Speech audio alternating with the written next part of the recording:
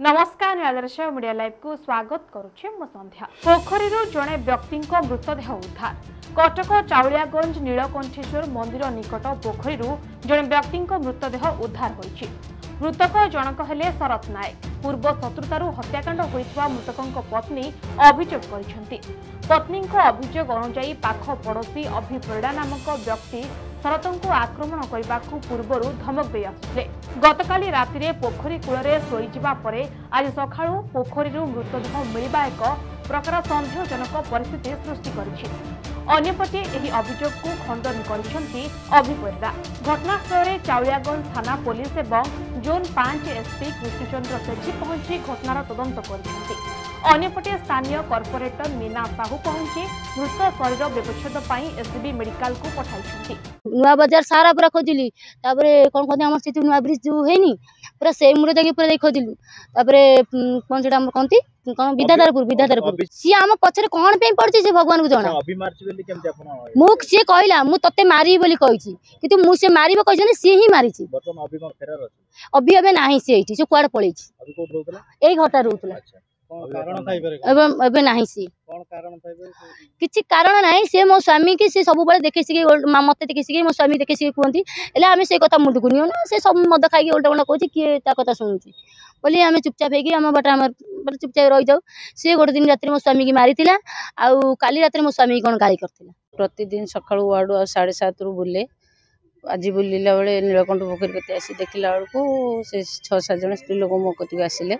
बोली माँ मैंने कौन कहतु ना आमर सर ता ना डाकना से कहले सर बोली पिलाटी 1:30 राति कड़े जारी बर्तमान सुधा आसेनी मु कहली आप कौन कर थाना को ए जाइए सी गोटे फटो मागिछन मुझे आप भल कर जातु फटो दे गोटे एफआईआर दिंतु मु सार को एससी सार को जनइबी मुझे आप मो गति दरकार पड़े आउ जनईकिना कम आम खोजाखोजी करूँ से मनटा भल लगे से पूरा प्रेजेंट अच्छी बर्तमान सुधा तापरे माने फोटो बाहा करवा टिके लेट है घंटे खंड फोटो काढ़िकिना नहीं गले आईआईसी सार मो फोन रिसीव कले सांगे सांगे स्टाफ पठेले लास्ट टाइम पिला आमर खोजुले जड़े पाइले मूल पड़ते पोखरी हड़ारे तापरे काढ़िले आईआईसी सार आसिले मेडिकल गाड़ी डकैलु पठेचु बाबू सी अभियोग कर जो आर पिलाटी अभि बोली किंतु देखो सी लेवल लोक ये लेवल लोक कौन होता तदंतर जना पड़ो किंतु घर लोक मत कहले जे सी मद पीते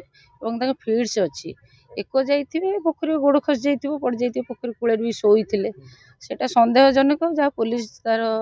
रिपोर्ट देवे। मु रिक्वेस्ट कर कहूँ आम स्वामी स्त्री घर गोटाए बेले आम शुणिलु राति गोटाए बेले ये सीताराम जी आदिवासी सी कहला कि जड़े सैकल नहीं आसला आउ सी सैकल नहीं पड़ेगा तापर एक द्वितीय तार बात रोग अच्छी तृतीय सी लाइन बाय लाइन शोचती एमएनए समत ये आम स्वामी स्त्री रही सीटी आम तो दिज स्वामी स्त्री से घर रही सी तो लाइन बाय लाइन एपटे रही ताले किए माइला से आम केमी जानव कि आम राति शुणीचु जे कि गोटाए बेले जड़े सैकल नहीं आसला सीताराम निजे कहले जड़े सैकल नहीं आसला तापर ये मैंने सब गोड़ा गोड़ी दौड़ा दौड़ी होती आदिवासी से बड़े रोक सी राति सारा गोड़ा गोड़ी बाड़ा बाटा भल मंद एमती शुणते कांदी खोजाखोजी कांदी ना खोजाखोजी कर कुआड़े गला स्त्री आज्ञा शुणु किसी मिछ कथा स्त्री जदि 4 जन ये गोटे लाइन नहीं 4टा मसूरी टंगा शोचती 4टा मसूरी भितर किए कौन कला आम से खंडिया घर शोचु आम स्वामी स्त्री 4टा मसूरी टांगी लाइन बाय लाइन 4टा मसूरी भितर समते समते स्वामी एरिका शोचती मुझे फेरार मु तो 8टा बेले कम गली ना ना आमर किसी नहीं धीरे कौन अच्छी कौन आमर कौन दरकार मारे को आम तो आसलु देखा स्त्री जहाँ पचारे राति से शोक उठी उठला भाई कौड़े जाइए अध घंटा पर से खोजला बेलू पाई आज सकाल देखला स्वामी मृतदेह माने पोखरी पानी भर उद्धार कर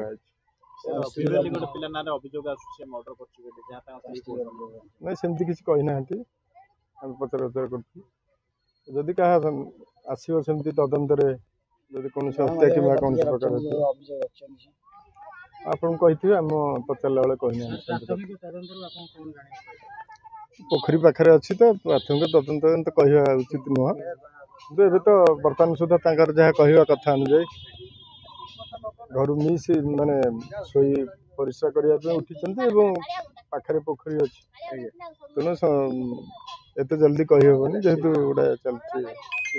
कटक सत्यदीप करंक रिपोर्ट नीला दृश्य मीडिया लाइव। तेबे एभली खबर जानिया पई हम चैनल को लाइक शेयर सब्सक्राइब करंतु। रहूछु नमस्कार।